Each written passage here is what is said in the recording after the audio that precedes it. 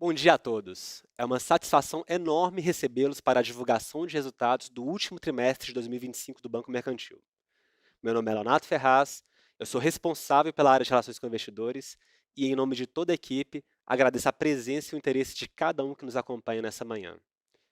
Participam comigo nessa transmissão Gustavo Araújo, nosso CEO, e Paulino Rodrigues, vice-presidente financeiro e de relações com investidores.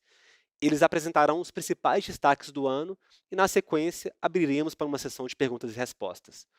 Gostaria de informar também que essa apresentação está sendo gravada e, assim como a transcrição e todo o material de apoio, estará disponível em nosso site de Relações com Investidores. Ao longo da apresentação, perguntas poderão ser enviadas por meio da aba de Q&A, localizada na parte inferior da tela, ou pelo nosso canal de WhatsApp, acessível por meio do QR Code que será exibido durante a transmissão. Mais uma vez, eu agradeço a participação de todos e, para darmos início à apresentação, passo a palavra a Gustavo Araújo, CEO do Banco Mercantil.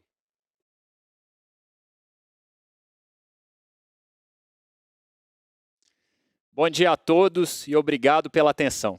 Apresentamos hoje os resultados do quarto trimestre de 2025 do Banco Mercantil, com um resultado recorrente pela primeira vez de mais de R$ 1 bilhão, com retorno sobre patrimônio líquido de 43,5%, sem dúvida nenhuma, um dos maiores da indústria. O lucro trimestral também foi recorde, já é o 13º trimestre consecutivo de lucro recorde em R$ 271 milhões, conforme a gente captura paulatinamente os ganhos de escala do banco e mostra a capacidade estrutural do banco de apresentar excelentes resultados, independentemente de ciclos econômicos.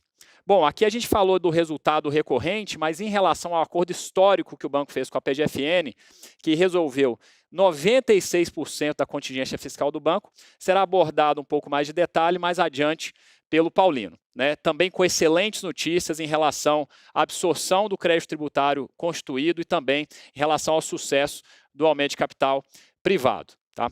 Hoje aqui também vamos passar por pontos estratégicos, vamos passar por diferenças competitivas e entregas relevantes do nosso time ao longo do ano, provando também a nossa capacidade de execução do Banco Mercantil para essa nossa grande tese inspiracional, que é ser o maior banco desse ecossistema 50+. Do público que mais cresce no Brasil, o Brasil está envelhecendo, a gente está observando a inversão da pirâmide etária e o final do bônus demográfico. E se a gente observar um pouquinho mais sobre esse público, a gente observa que ao longo da vida dos 50+, 49% dos clientes chegam a tomar um empréstimo consignado, os outros 51 são poupadores que também ajudam aqui no mercantil com as carteiras de funding. 95% desse público já é bancarizado, então o banco tem que apresentar uma proposta de valor superior aos bancos que esse público estão acostumados. 7 a cada 10 clientes são beneficiários do INSS, ou seja, quem tem mais de 50 anos no Brasil tem uma alta probabilidade, sim, de estar aposentado, perfazendo um mercado total endereçável de 735 bilhões na carteira de consignado nacional. Quando a gente observa o profit pool de NII mais receita líquida de serviços, a gente observa uma concentração importante em pessoas físicas e que o maior profit pool das pessoas físicas do sistema está sim nos 50+. Então, é um mercado grande, crescente, pujante e o maior profit pool, onde a gente acredita que tem aí a competição menos especializada. A gente observa um vácuo de comunicação e proposta de valor da concorrência em relação a esse cliente, e é justamente aqui, é justamente esse espaço que o banco tenta cada vez mais, busca cada vez mais ocupar. Então, a boa notícia é que a gente está conseguindo avançar bastante na nossa tese. Prova disso é que nós chegamos à marca de 10 milhões de clientes, uma marca histórica aqui no banco, fazendo agora a maior campanha institucional da nossa história com o nosso embaixador, Roberto Carlos.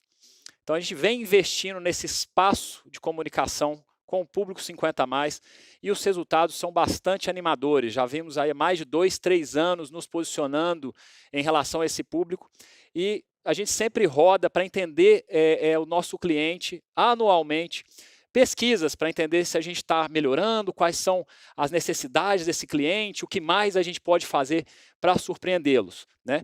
E a boa notícia é que o banco já figura no top of mind entre os 5 bancos mais lembrados quando a gente fala de banco 50 a mais. Então, num país tão concentrado essa indústria bancária, né, com os grandes bancos investindo bilhões de reais há décadas, o banco consegue aí entrar no top 5 de bancos e marcas lembradas quando a gente fala desse nosso público-alvo 50 a mais. Então, o Rei personifica essa nossa abordagem de comunicação com esse cliente.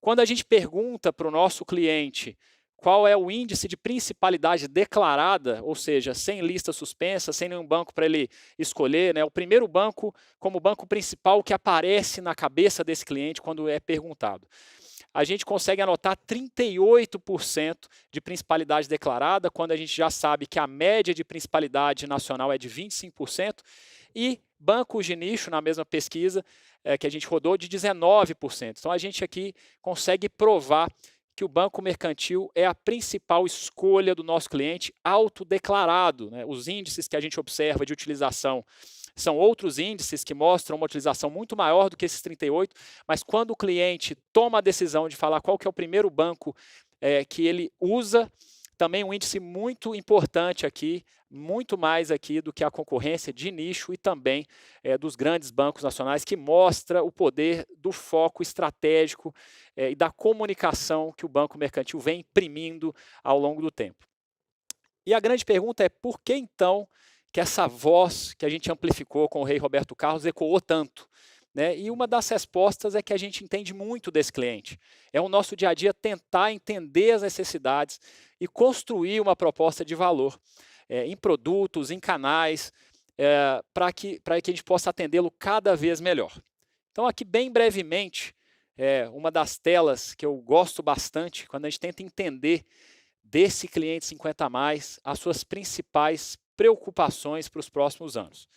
Então, aqui na coluna da esquerda, a gente tem, e aqui ele pode responder, são 2.000 respondentes aleatórios, uma pesquisa estatisticamente válida, então aqui só para contextualizar, e o que o cliente pode responder mais de um item, por isso que a somatória não vai dar 100%.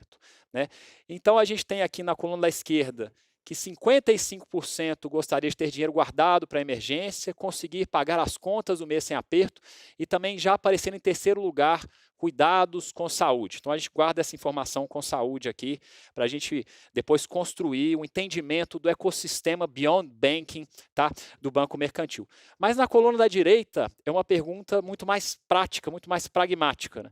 Quais são os seus principais objetivos para os próximos 12 meses. Tá? E o que a gente observa aqui em branco é que das 10 primeiras respostas, 8 dizem respeito ao ecossistema financeiro e bancário. Tá? Então vamos lá. Primeiro, economizar, diminuir gasto, ter uma renda extra, quitar dívidas, organizar minhas finanças pessoais, criar e manter um fundo de emergência, aprender sobre educação financeira, planejar minha aposentadoria, começar a investir. Né? O que faz com que a gente tenha certeza de que o consolidador de experiência desse cliente 50 a mais tenha que ser sim uma instituição financeira, um banco. Essa é a principal dor, a principal preocupação desse cliente.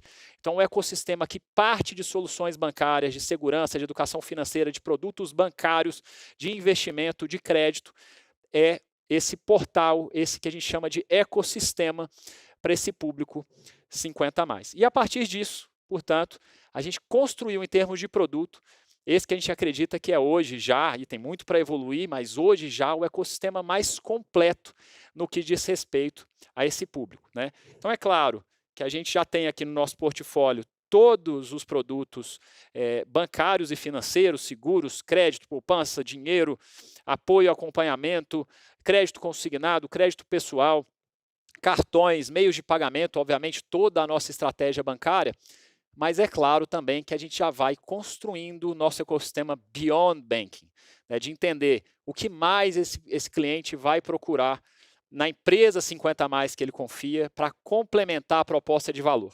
Né? E como a gente viu, o banco é o principal a principal empresa que esse público vai procurar para atender suas necessidades, e aí a gente tenta em One Stop Shop levar uma série de vantagens, de descontos e assistências conforme a gente vai entendendo qual é a próxima necessidade desse público, né? Então a gente começou, vocês lembram lá, o terceiro preocupação do público, saúde. A gente começou esse ecossistema com saúde, nossa assistência à saúde, e a gente foi entendendo todas as outras necessidades e complementando esse ecossistema com moradia e gastos do lar, com educação financeira, com bem-estar e academia, com odontologia, com pet. A gente foi montando e a gente está seguindo montando com a parte funeral de legado, todo esse ecossistema para que o cliente possa cada vez mais escolher aqui o Banco Mercantil como o seu banco principal.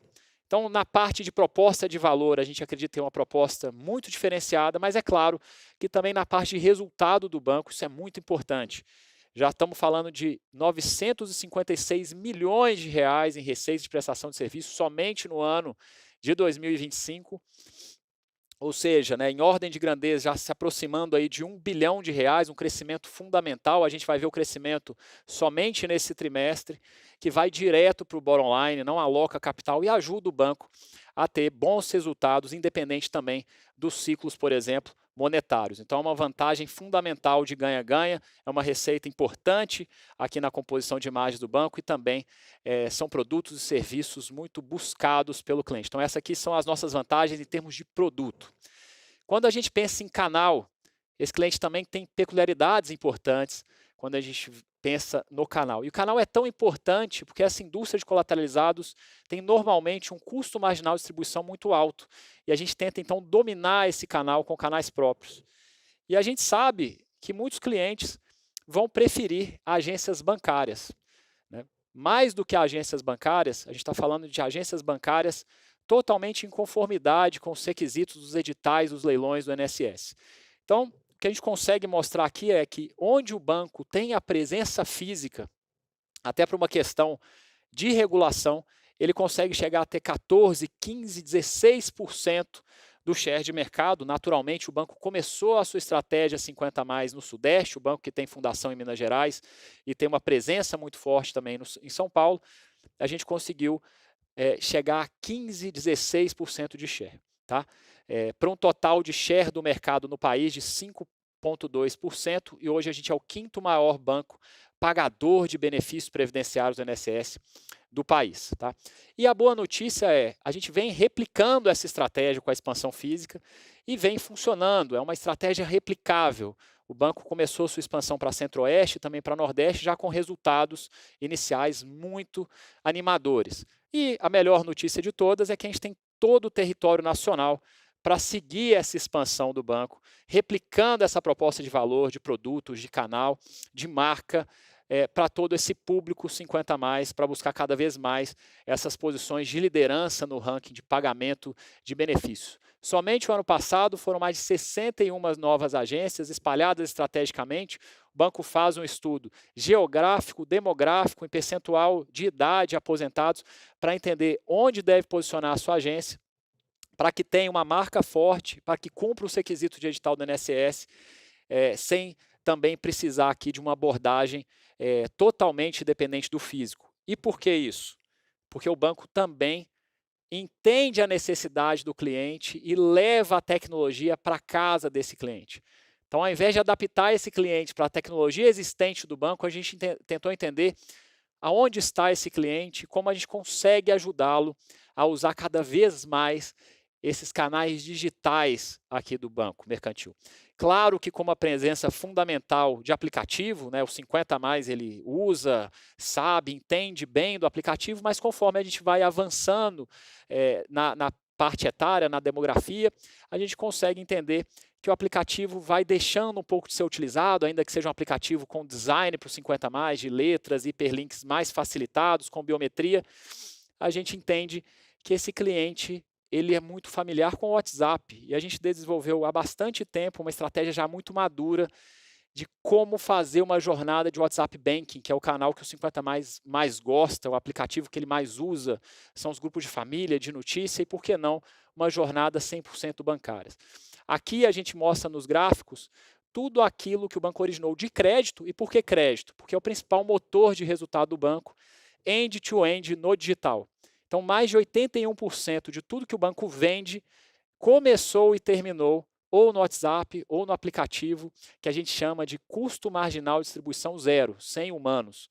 Né? Ou seja, numa indústria que as margens são pequenas e a gente vive mínimos históricos de spread, ter o custo marginal de distribuição tangenciando aqui zero ajuda bastante na composição de margens, quando a gente fala inclusive dos produtos colateralizados. Tá?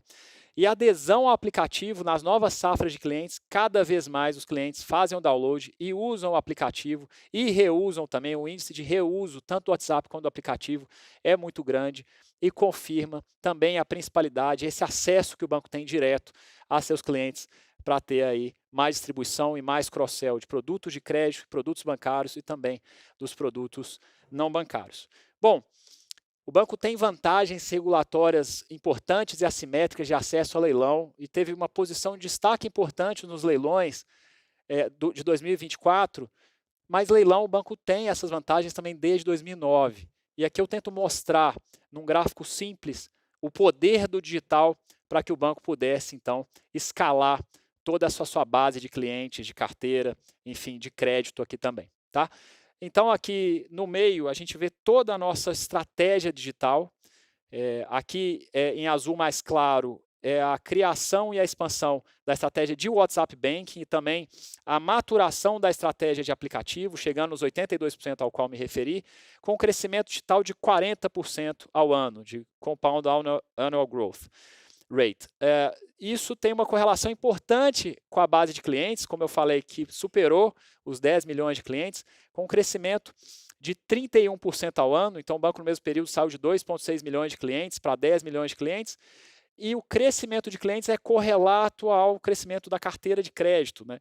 Mais da metade dos nossos clientes tem uma operação de crédito. Então, são clientes com principalidade, com alta ARPAC e LTV, porque também utilizam o nosso ecossistema e tomam também aqui pelo menos uma operação de crédito. Nossa carteira de crédito tem um crescimento composto de 30%, e tudo isso faz com que nossa base de clientes, que a nossa carteira, cresça muito rápido, e como o custo marginal de distribuição é fixo, não é? Ele é ali pelos canais digitais, a gente tem então o que a gente chama de economia e ganhos de escala. O banco consegue melhorar seu índice de eficiência, e a diferença entre o crescimento exponencial das receitas em relação à base de custos vai direto, então, portanto, para a margem do banco, que chega a um crescimento de resultado e lucro líquido de 46%, chegando então agora finalmente a 1 bilhão e 8 aqui no nosso resultado anual de 2025. Tá? Bom, a gente falou bastante do Público 50+, mas eu também gostaria de falar dessa grande oportunidade de mercado, que é o consignado privado. Bom, então, estrategicamente, o banco escolheu, a gente quer ser o melhor ecossistema com foco do 50+, em comunicação, em marca, em voz, em produto, em ecossistema, mas a gente tem algumas vantagens importantes. Né? A gente entende bem da operacionalização de data prévia, de colateralização, a gente entende de canais digitais, de growth, né, compra de palavras em Google Ads, de Facebook Ads, de gestão de CAC. A gente consegue ter uma esteira antifraude muito importante. A gente já usa a biometria desde 2019, que foi agora implementada também para o INSS de forma sistêmica. Então, a gente já tem algumas vantagens que nos permitem competir em um outro mercado adjacente de colateralizados, que é também o consignado privado. Né? O banco entendeu durante 3, 4 meses algumas regras de crédito, algumas regras de repasse, algumas regras de negócio, testou modelos, testou seu KS em relação à geografia, segmento, tamanho da empresa, currículos, salário, tempo de casa, tempo até a aposentadoria. São várias variáveis que o banco foi montando os seus modelos de crédito e agora consegue também capturar essa alavanca, principalmente nos seus canais digitais, e crescer também seu portfólio. O Paulino vai dar mais cor aqui na sequência ao que o banco vem conseguindo fazer, principalmente no último trimestre, em relação a essa grande oportunidade que é o consignado privado.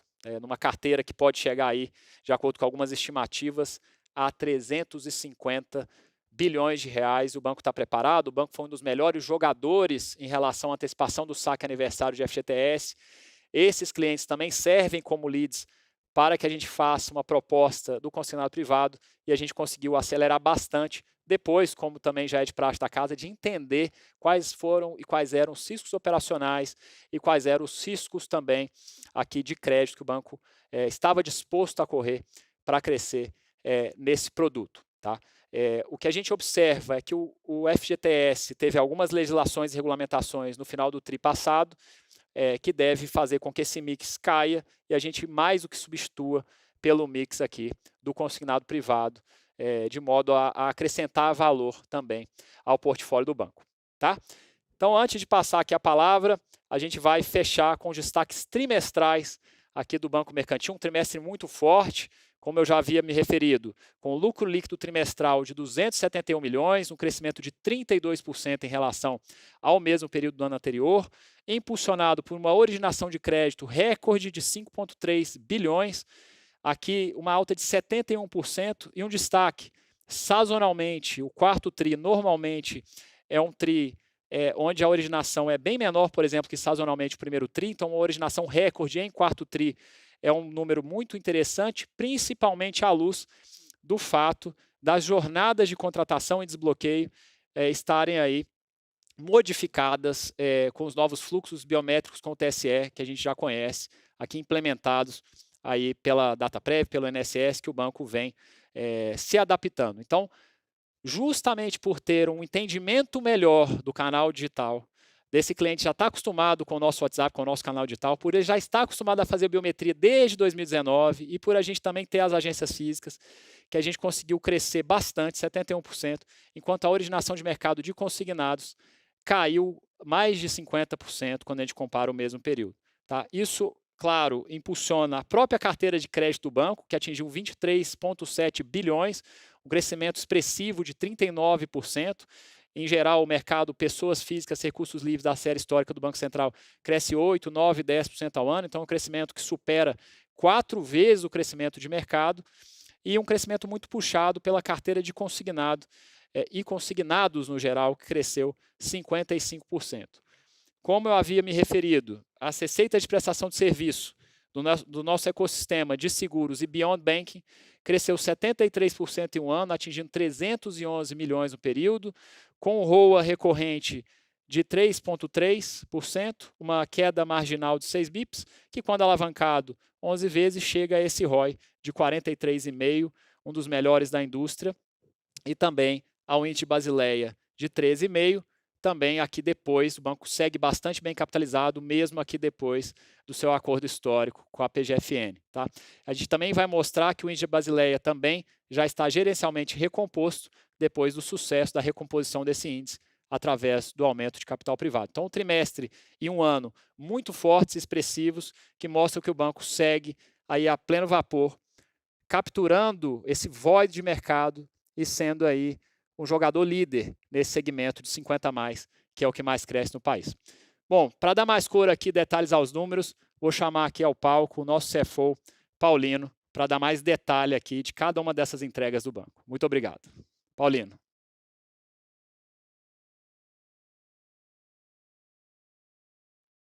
Obrigado, Gustavo. Bom dia e bom dia a todos que nos acompanham em mais essa divulgação de resultados.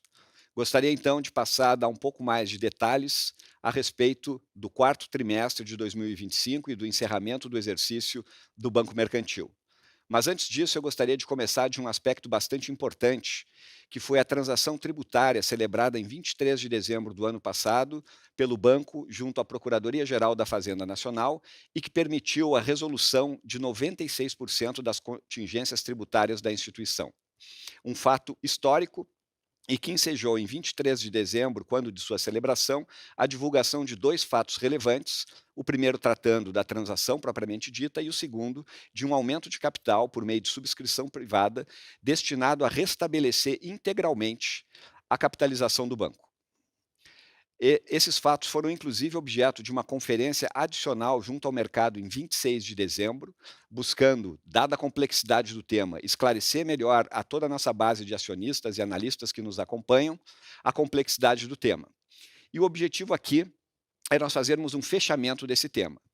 Então, o impacto do acordo propriamente dito, ele está ali destacado em R$ 103 milhões e ele já fora objeto da divulgação da conferência, melhor dizendo, realizada em 26 de dezembro. Entretanto, tivemos, numa perspectiva contábil, alguns efeitos de segunda ordem. O primeiro deles, nós tivemos que reverter o JCP até então provisionado no exercício, o que redundou em um impacto não recorrente de R$ 131 milhões, e a base tributária que passou a ficar negativa no exercício também não permitiu que nós fizéssemos uso de alguns benefícios fiscais, principalmente a lei do bem, que é o efeito adicional destacado em azul ali do lado esquerdo de R$ 21 milhões.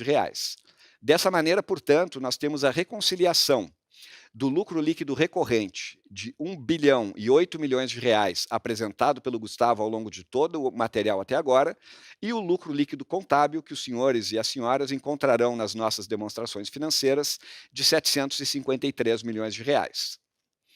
Eu gostaria de frisar para aqueles que queiram mais detalhes sobre o tema que nós temos uma nota explicativa bastante detalhada, dando conta dessa reconciliação, e a nota explicativa número 18.8 das demonstrações financeiras hoje divulgadas pelo banco. Gostaria então de fazer alguns destaques que são bastante relevantes e que às vezes não são tão aparentes numa primeira leitura da transação tributária. O primeiro deles é que, do ativo fiscal que foi gerado a partir da transação tributária, que foi de um valor de R$ 1 bilhão e 59 milhões, 477,8 já foram utilizados no próprio exercício de 2025. Diferentemente de uma interpretação que eu escutei de alguns, de que nós teríamos o total da transação tributária a ser compensado em exercícios posteriores. É, na verdade, um pouco mais da metade. O segundo ponto é que o aumento de capital foi integralmente concluído, restando apenas a aprovação da autoridade monetária. Na semana passada, divulgamos fato relevante, dando conta disso. Após uma rodada de subscrição de sobras, optamos por encerrar o aumento de capital por já termos atingido praticamente a inteireza dos R$ 500 milhões pretendidos, ficando em 498,5 milhões para ser precisos. Portanto, o patrimônio líquido ajustado de 2025, recompondo esse aumento de capital, seria de 2,8 bilhões e o nosso capital nível 1 ajustado de 13,8%. Com relação ao aumento de capital, nós temos uma outra nota explicativa bastante detalhada para aqueles que quiserem aprofundar o tema, que é a nota explicativa de número 17.1. Um terceiro aspecto que vale a pena lembrar é que o JCP que foi revertido, que eu acabei de mencionar para vocês e se encontra no lado esquerdo da sua tela, ele poderá ser utilizado em anos subsequentes, portanto, ele não é perdido. O quarto aspecto é que tivemos um pagamento de dividendos intermediários deliberados no ano passado, conforme divulgado em 23 de dezembro, antes, portanto, da virada do ano e antes, portanto, da incidência de imposto de renda sobre dividendos. E, por fim, gostaria apenas de esclarecer que o retorno sobre o capital contábil é de 34,4% e o recorrente, que foi apresentado pelo Gustavo até aqui e eu mesmo apresentarei mais adiante, então, voltando com esses efeitos, é de 43,5%. Superado, então, esse aspecto da transação tributária, que, como eu disse, é sobremaneira importante pensando no longo prazo da instituição, vamos voltar, então, ao fluxo mais tradicional da nossa divulgação de resultados, começando pela nossa carteira de crédito. Carteira essa que encerrou o exercício em R$ 23,7 bilhões, um crescimento de 39% em relação ao ano anterior, em um período em que o mercado como um todo cresceu 13,4%, daí, portanto, o nosso crescimento, conforme indicado do lado direito, de quase 3 vezes o crescimento do mercado pessoa física, recursos livres, na série do Banco Central do Brasil. Principais pontos de destaque. A nossa carteira de crédito consignado INSS, atingindo 14,7%, um crescimento na comparação anual de 37%, em um período em que o crescimento de mercado foi de 2%. Em grande medida, sabemos, por conta de uma série de eventos que transcorreram ao longo do ano de 2025, muitas vezes afetando a oferta do produto pelo aumento da complexidade da biometria de outro lado, e também tivemos uma série de participantes de mercado que, por uma razão ou outra, acabaram suspensos por algum período de tempo. Então, isso, claro, permitiu que nós ocupássemos um espaço de mercado maior, mas não apaga a performance do banco em recuperar, e a gente vai ver a originação de crédito na sequência, muito rapidamente os fluxos de originação existentes até então, mesmo com as dificuldades de processo adicionais provocadas pela exigência da biometria. No crescimento quarter contra quarter, o mercado cresceu 0,1%, para que a gente entenda, enquanto o banco cresceu 8,9%. Então, a nossa capacidade de recuperação e de manutenção dos níveis de originação da carteira de consignado INSS, que é a principal do banco, é um dos grandes destaques do ano, e em particular do quarto trimestre. Falando um pouco agora de um outro destaque importante, que é a carteira de crédito pessoal sem garantia, o chamado CP, conforme indicado na barrinha cinza do gráfico do seu lado esquerdo, que fechou o ano com 3,2 bilhões de reais, um crescimento de 32%, um crescimento bastante interessante. Essa é uma carteira que ela não é simples de crescer com qualidade, e no mesmo período o crescimento do mercado na comparação anual foi de 18,9%. Então aqui, de novo, o banco crescendo expressivamente acima do mercado e ganhando participação. Um outro destaque que eu gostaria de fazer é a nova carteira do consignado privado. Então, esse é um produto que foi lançado no segundo semestre do ano passado. O banco começou a operar esse produto com bastante cuidado, buscando conhecer os aspectos operacionais de um produto novo, o que é natural. Já no terceiro trimestre, essa carteira começou a adquirir uma relevância, encerrando com 1,2 bilhões de reais, e esse crescimento seguiu controlado, mas já ganhando um espaço suficiente para ganhar um espaço nas nossas barrinhas aqui, atingindo os 2 bilhões de reais no quarto trimestre do ano. O produto não existia no mesmo período do ano anterior, por essa razão não trazemos aqui um crescimento. Vale destacar que é uma carteira que tem características distintas, o processo operacional ainda um pouco truncado, ele enseja uma inadimplência um pouco mais alta, porém, a NIM, como nós veremos mais adiante, ela também é mais alta, de tal maneira que os economics do produto funcionam bastante bem, dados os níveis de retorno que nós buscamos entregar para o nosso acionista, e a gente vai falar um pouco sobre isso depois. Complementando aqui, gostaria de falar um pouco sobre a nossa carteira de saque aniversário FGTS, que, conforme já antecipado em trimestres anteriores, ela vem reduzindo aos poucos, e as mudanças regulatórias havidas recentemente, acreditamos que tornaram impossível a retomada do crescimento dessa carteira.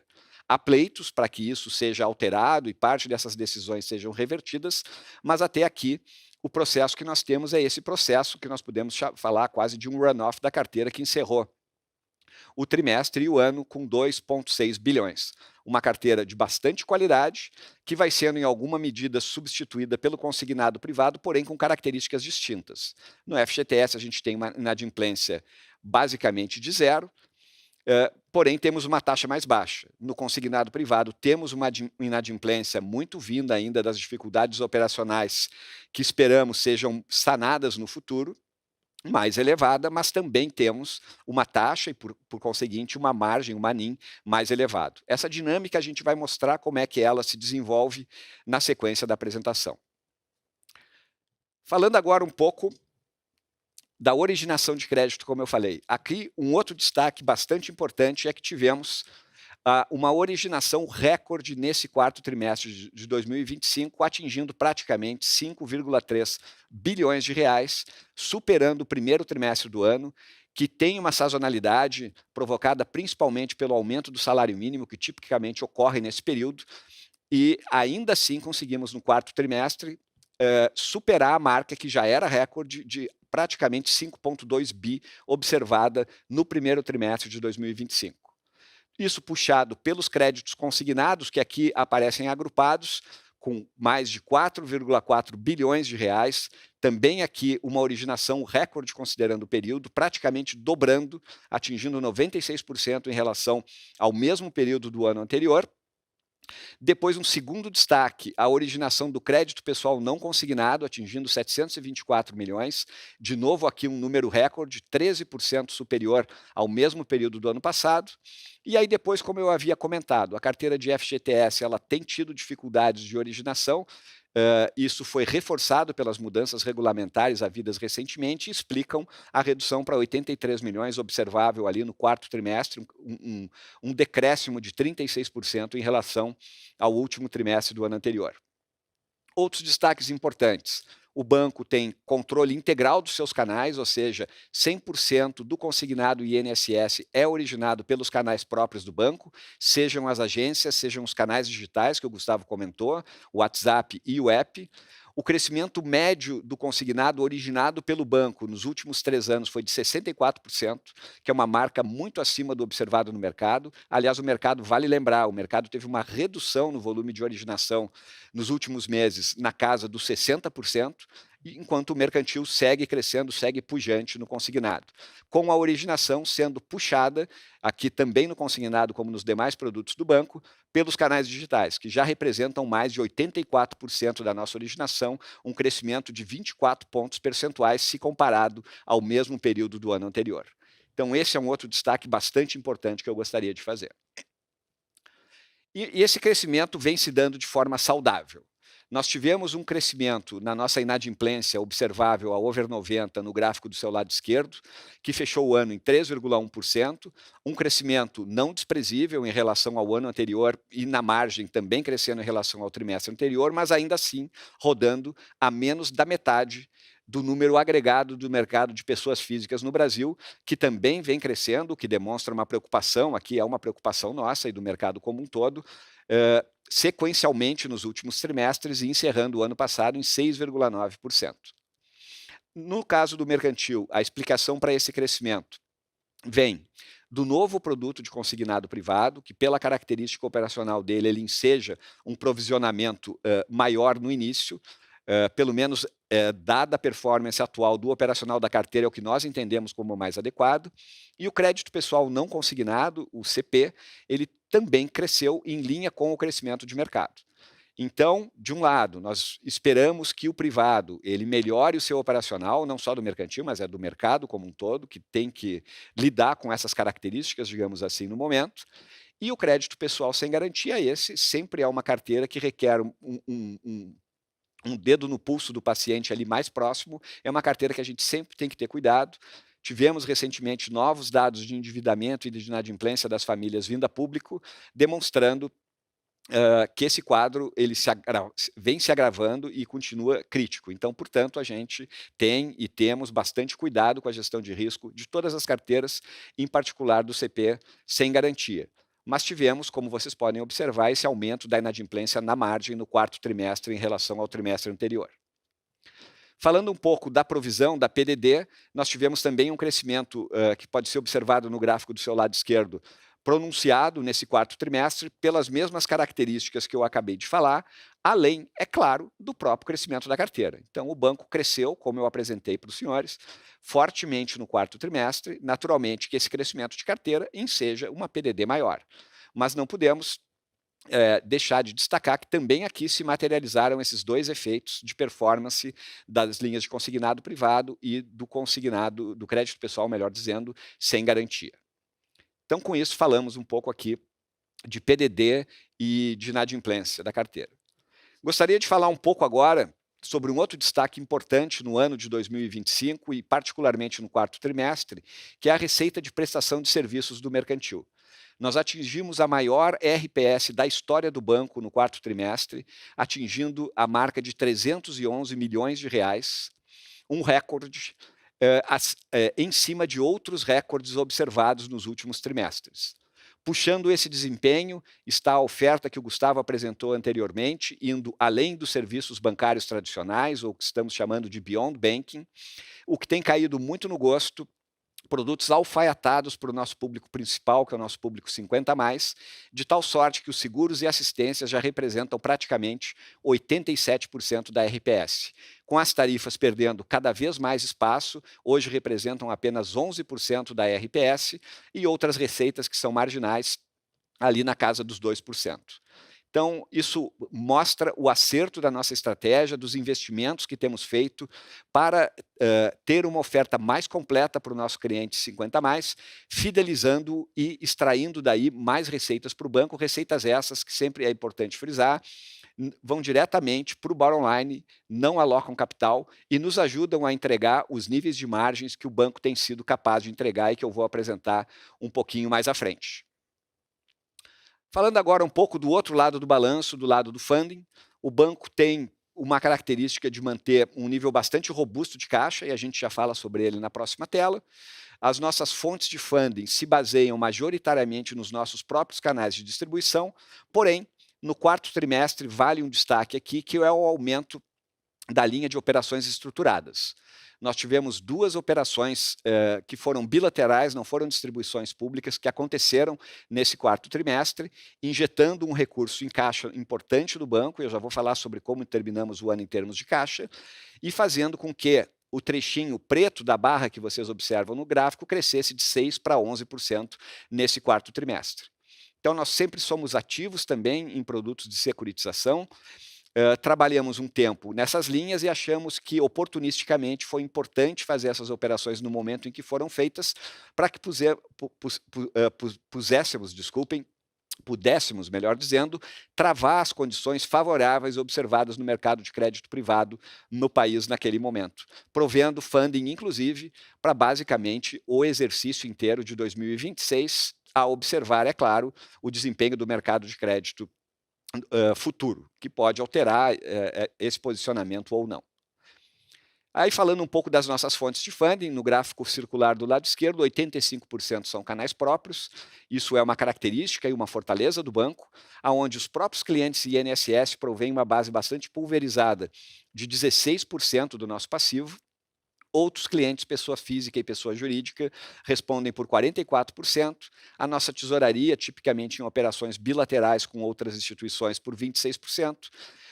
As plataformas representam apenas 4%, então o banco não possui nenhuma dependência de plataformas de investimento, em que pese estar presente na grande maioria delas, e as operações estruturadas que eu acabo de referir, encerrando o ano com 11%.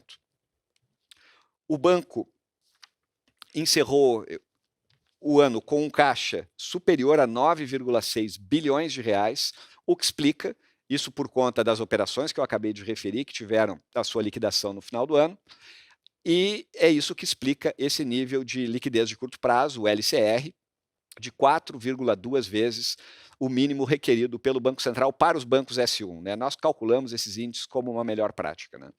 E o funding de longo prazo, o Net Stable Funding Ratio, num nível de 136%, portanto, um nível bastante folgado, comparável aos grandes bancos universais do país. Falando um pouco agora de capital, e aqui nós fazemos, é importante destacar, algumas recomposições por conta do aumento de capital já ocorrido e concluído na semana passada, conforme divulgado em fato relevante. Então, percebam os senhores que nós temos no gráfico de barras do lado esquerdo, os índices calculados conforme as demonstrações contábeis essas que também referem o fato subsequente, que foi a conclusão do aumento de capital, e por essa razão tomamos a liberdade aqui de recompor os índices de capitalização do banco com o aumento de capital concluído de 498,5 milhões de reais. Então, observem no gráfico de barras do lado esquerdo que, basicamente, conforme falado no fato relevante de 23 de dezembro e posteriormente na conferência com o mercado no dia 26, se concretizou o que nós projetamos, ou seja, o banco recompõe na sua integralidade o seu índice de Basileia, o seu índice de capital nível 1, mantendo, portanto, todas as condições de seguir executando a sua trajetória de expansão, a sua trajetória de crescimento, de ganho de participação do mercado, que tem sido a tônica não só dos últimos trimestres, mas dos últimos exercícios. O índice de Basileia, nós fazemos ali na parte superior direita da sua tela, também aqui uma recomposição. É importante frisar que o impacto da transação tributária está ali naquela coluna no meio de menos 2,5 pontos percentuais de ajustes prudenciais, então ele está inserido ali. Os demais efeitos são aqui basicamente autoexplicativos e a gente tem ali depois o efeito do aumento de capital no lado direito, portanto, recompondo o banco para um índice de Basileia bastante saudável, bastante robusto, de 16,2% e um capital nível 1 já recomposto com o aumento de capital perto dos 14%, 13,8%. Recomposto capital, eu sempre gosto de apresentar essa tela, que ela mostra a dinâmica trimestre após trimestre do banco na sua capacidade de capturar ganhos de escala, ganhos de eficiência operacional, capturando economias de escala. Então, a linha branca, que é o nosso top line, né, a soma de todas as receitas do banco, crescendo numa inclinação bastante mais aguda do que as despesas, que são a linha azul clara, ou mesmo o custo de funding, lembrando que nós tivemos aqui um período de crescimento das taxas de juros pressionando o custo de funding. De toda sorte, o banco abrindo cada vez mais uma margem de resultado operacional recorrente, o que nos leva aos níveis de margem que o banco vem entregando de retorno, que eu detalho nas próximas duas telas. Primeiro, falando da margem financeira líquida, quem nos acompanhou nos últimos trimestres, particularmente no último, vai lembrar que eu comentava que o nível de 17,5 deveria ter ali uma estabilização, podendo até mesmo melhorar a depender do mix da carteira de crédito. Com uma maior participação do consignado privado, que possui uma margem mais alta, e também com a redução da antecipação de saque aniversário FGTS, que possui uma NIM mais baixa, embora uma inadimplência praticamente zero, a NIM, que aqui é calculada antes do cost of risk, ela acabou apresentando uma elevação de quase 1 ponto percentual no quarto trimestre de 2025 em relação ao trimestre imediatamente anterior. Muito por conta desses efeitos mix que eu acabo de destacar para os senhores. O crédito pessoal também ajudou nesse processo, vocês viram que ele teve um crescimento na carteira um pouquinho mais pronunciado. Então, a explicação dessa NIM se dá, dado que o custo de captação, a taxa de juro básica, se manteve estável, por uma mudança que na perspectiva de NIM é positiva. Nós já vimos o efeito disso na inadimplência, no over 90 e na provisão, mas esses dois efeitos combinados, eles vão, como a gente apresentará na próxima tela, permitir que o banco siga entregando seus níveis de retorno entre os melhores patamares do mercado. Mas antes disso, eu gostaria de destacar ainda a composição de NII com RPS atingindo um nível recorde de 1,667 bi,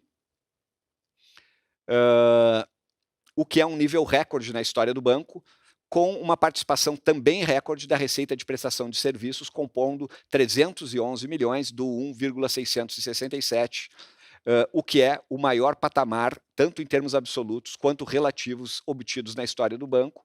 Lembrando que o banco cresce o seu NII a uma taxa bastante elevada, então não é algo fácil de acontecer. Então, destaques importantes aqui também no trimestre e no ano. Por fim, gostaria de falar então do ROA e do ROI, aqui tomando a liberdade de recompor com os efeitos da transação tributária, já bastante bem explicados aqui anteriormente. Então, o ROA recorrente do banco encerra o ano em 3,3%, uma variação na margem em relação ao 3,4% observado no trimestre anterior e nos trimestres anteriores, basicamente. E isso, dado um nível de alavancagem um pouquinho mais alto nesse quarto tri, por conta também do nível de caixa bastante elevado com que encerramos o ano, nos levando a um ROI de 43,5%, ligeiramente abaixo aos 45%, também por ter um nível de caixa mais elevado, observado no terceiro trimestre. Ainda assim, muito possivelmente o melhor, se não um dos melhores, se não o melhor ROI da indústria financeira no país. Com isso, então, encerro a minha participação e devolvo a condução para o Leonardo Ferraz para a nossa sessão de perguntas e respostas. Léo, por favor.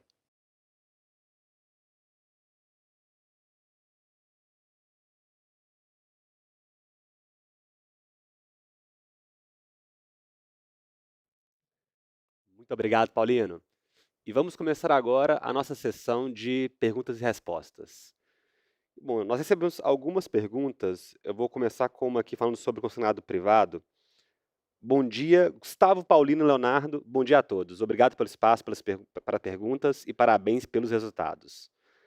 Essa primeira pergunta é em relação ao produto consignado privado que começa a ganhar relevância na carteira de vocês.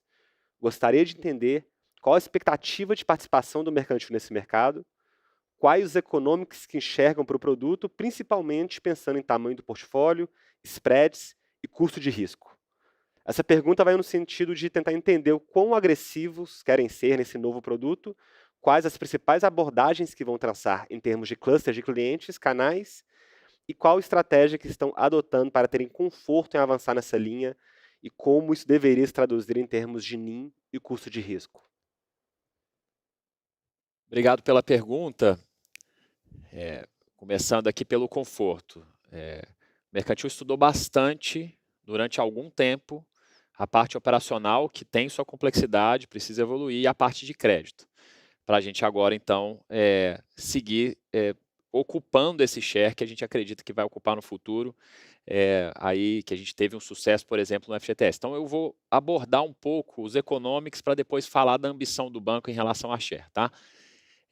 Então, em relação a economics, primeira resposta, a gente acha que é muito positivo, tá? Hoje, como produto novo, é um produto que traz uma simetria de retorno importante, tá? Quando a gente entende a questão do tamanho de mercado, das taxas que estão sendo praticadas e da perda esperada num arranjo colateralizado. Então, a gente está bem animado, que como todo início aqui de produto, com um mercado muito grande, a gente consegue cherry pick no crédito, escolher os melhores clusters, os melhores grupos, para que a gente tenha um retorno assimétrico, que ajuda a diversificar a nossa estratégia, ajuda a crescer o banco. Como se dá essa adição econômica positiva no nosso portfólio? De maneiras um pouco diferentes do que a gente está hoje acostumado. Então, pegando, por exemplo, a carteira de antecipação de saque aniversário de FGTS. Por que eu estou começando com ela? Porque ela é uma proxy importante do fair share do Mercantil e do que a gente já fez no passado. Essa carteira, com mudanças regulatórias, ela tende a diminuir. Mas é o mesmo público que a gente consegue vender o consignado privado, tá? Então, só nessa troca aqui, o que a gente vai observar? Um produto que tinha a taxa muito menor, portanto, a NIM muito menor, a NIM antes de risco, a NIM bruta, que é a que a gente divulga, e trocar para um produto que tem a NIM muito maior, mas tem um custo de risco maior, principalmente nesse início, onde a gente tem de entender principalmente aspectos operacionais, tá? Então, o que a gente pode ver só nesse balanço é o aumento na margem da NIM do banco em relação a essa troca de mix, mas também um aumento direcional de over 90 por mix e também do custo de crédito.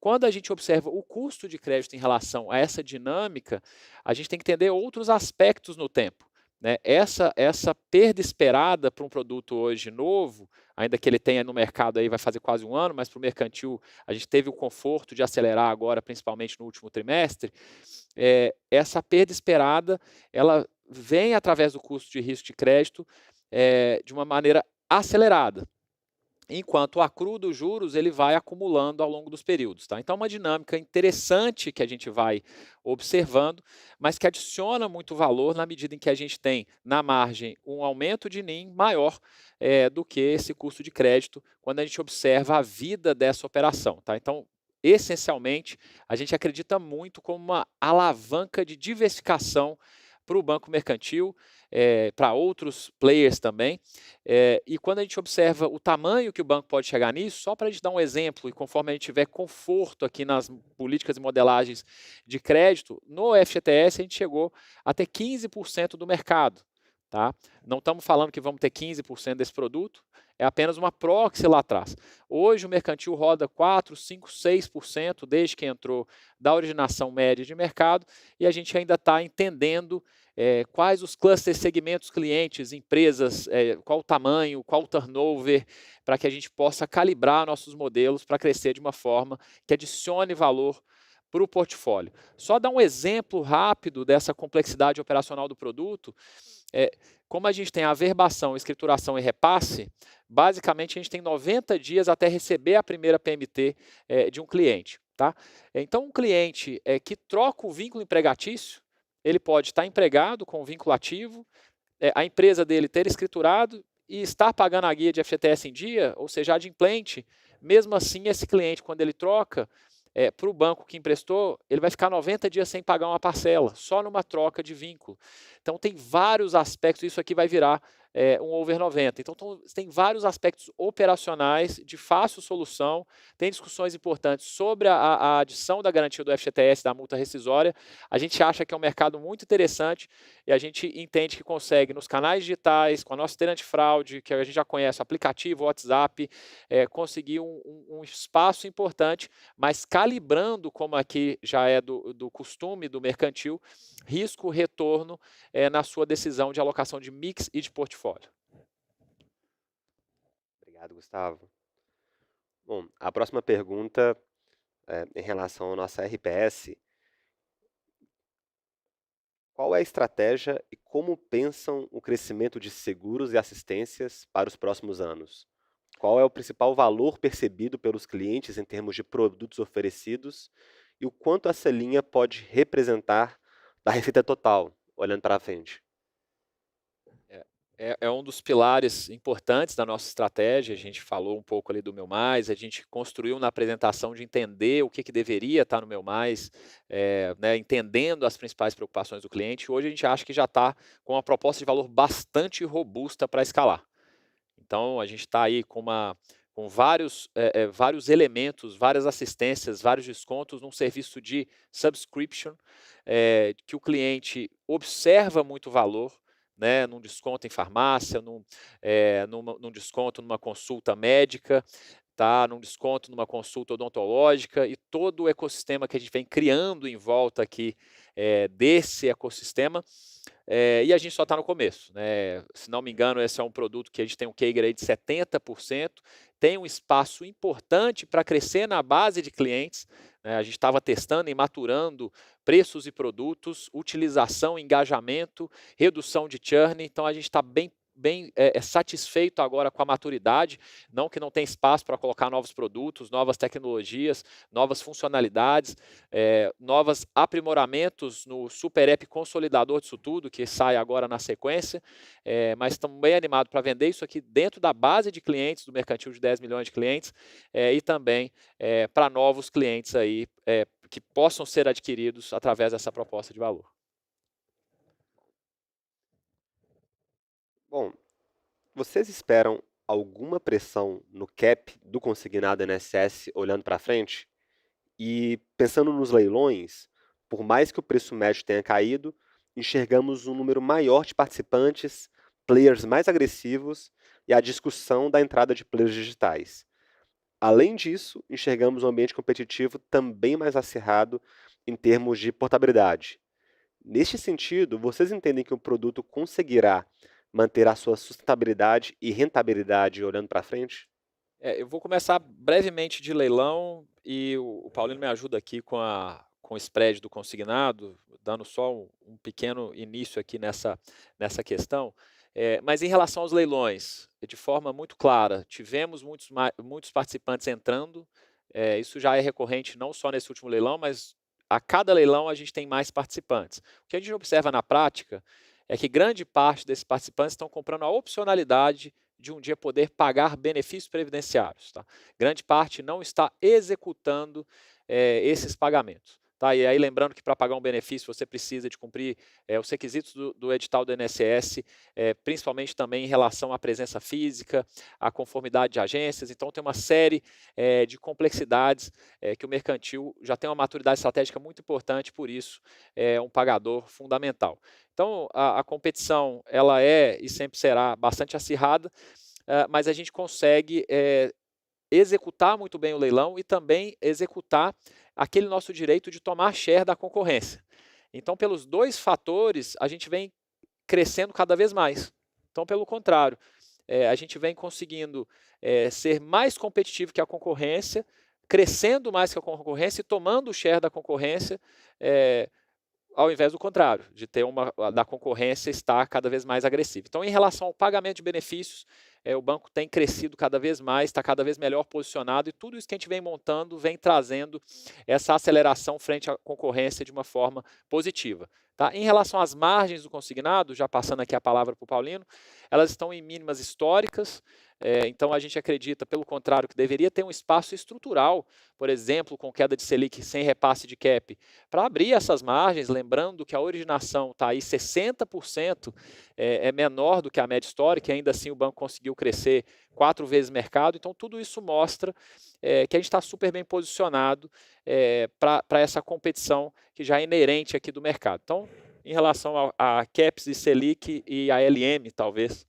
Não, acho que você já colocou bem, Gustavo. Eu só complementaria com relação, acho que ele perguntou a respeito de portabilidade, que nesse cenário extremamente competitivo, com os spreads muito apertados, que nós temos visto já há uns 2 anos mais ou menos, o que nós deveríamos ver mais para frente, num cenário de afrouxamento monetário, é uma recomposição dessa margem, e há também a discussão ainda correndo a respeito de uma metodologia melhor estabelecida, digamos assim, para o estabelecimento desse cap, que também deveria tornar mais saudáveis as margens do produto. Então, acho que esse é o cenário de fundo aqui do consignado INSS, que é um produto fundamental na nossa estratégia para a retenção do cliente, mas que convive já com margens muito apertadas há pelo menos 2 anos. Obrigado. Bom, em relação aos comentários do Paulino sobre o aumento nos níveis de inadimplência, qual seria o perfil de risco do consignado privado comparado ao INSS e como o banco está calibrando sua política de crédito? Com o aumento da participação nesse mercado, devemos esperar uma deterioração nos níveis de inadimplência? Bom, posso falar essa aqui? Não, então a dinâmica, eu acho que eu falei um pouco sobre isso durante a apresentação. Então, o consignado privado, ele possui uma característica, até o Gustavo comentou aqui os processos, né, de escrituração, que é o primeiro, depois o recolhimento da guia do FGTS, para que a gente tenha o recebimento das parcelas. Isso tem um ciclo no tempo e, naturalmente, que essa mecânica operacional faz com que nós tenhamos, dada a metodologia preconizada de perda esperada pela 4966 e considerando que o produto ainda é um produto relativamente jovem, mais ainda no caso do mercantil, que começou a operá-lo no segundo semestre do ano passado, nós já vimos nesse quarto trimestre, hoje divulgado, e a tendência é que a gente veja, sim, na medida que o consignado privado ganha participação no mix, um aumento no nosso custo de risco, né, seja over 90, PDD, isso deve acontecer, mas isso, como também já foi falado, tem que ser compensado por uma ANIM mais alta, de tal sorte que os níveis de retorno do banco, pensando então em termos de ROA e de ROI, eles permaneçam nos patamares em que se encontram, né? Mas a gente vai ter que sim, para operar esse produto, dadas suas características, aprender a conviver com essa nova dinâmica. Tá? Então, eu acho que assim, dentro do que a gente pode falar aqui, sem dar guidance, é a perspectiva que a gente tem para os próximos trimestres. Claro que vai depender da velocidade de crescimento do produto, é um produto novo, então não é um produto que a gente conheça tão bem, mas nós vimos já nos dados divulgados em janeiro pelo Banco Central a originação mensal recorde do produto. Então, entendemos aqui que há um potencial, conforme apresentado pelo Gustavo, para crescimento de mercado e para que nós capturemos um fair share, digamos assim, que nos permita crescer o produto, mas a dinâmica de balanço, claro que a gente monitora isso continuamente para garantir os níveis de retorno esperados pelos acionistas, que isso transcorra e seja uma boa alavanca de crescimento ao longo de 2026. Olá, senhores, como, como vocês veem a possibilidade de evolução no modelo de concessão do INSS para algo mais eletrônico ou até um leilão, como foi sugerido pela imprensa? Fundamentalmente, acredito que todas as mudanças que a gente vem passando e vivendo em relação a formas de cobrança, formas de contratação dos produtos de INSS, acredito que elas são positivas para a indústria, né? Como eu já havia comentado, o mercantil já faz a biometria facial desde 2019, agora passou a ser uma regra sistêmica.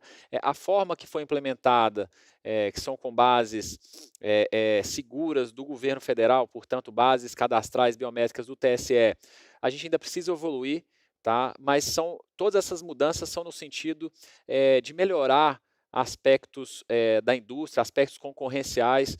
Então, ainda que tenha, nesse período, essa queda observada na originação, pela complexidade de contratação, até por ser novo, a gente acha que no longo prazo isso vai melhorar transparência e competitividade.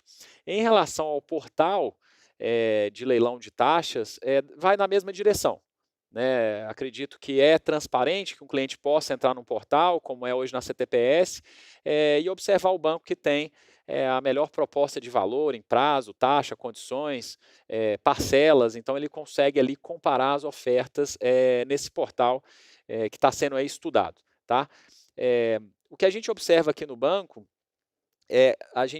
esse produto de consignado e portabilidade consignado do INSS, primeiro, ele já foi regulado desde 2003. Né? A gente tinha 93 jogadores, agora 63, então temos bancos digitais, financeiras, bancos incumbentes, bancos de nicho. Então é um produto já muito disputado. Né? E essa disputa, muitas vezes, já é através, por exemplo, da taxa, que é esse mercado de portabilidade já bem regulado, que passa pela CIP, que tem os dias para a defesa, para a gente oferecer uma proposta melhor.